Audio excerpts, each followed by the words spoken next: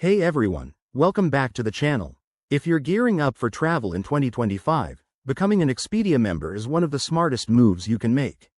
It unlocks exclusive deals, personalized recommendations, and rewards that can save you a ton of money on flights, hotels, and more. In this quick guide, I'll walk you through the entire process step by step, so you can get signed up in no time.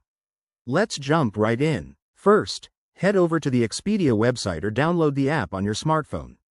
It's free and straightforward. Just search for Expedia in your browser or app store. Once you're there, look for the Sign Up or Create Account button, usually located in the top right corner of the homepage.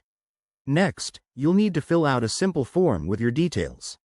Enter a valid email address, create a strong password, and add some basic information like your name and date of birth. Don't worry, Expedia takes your privacy seriously, so your data is secure.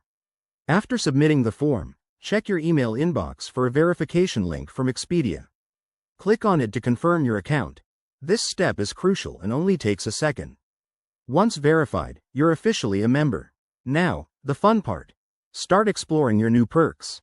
In 2025, Expedia members get access to enhanced features like AI-powered travel suggestions, priority customer support, and bonus points on bookings.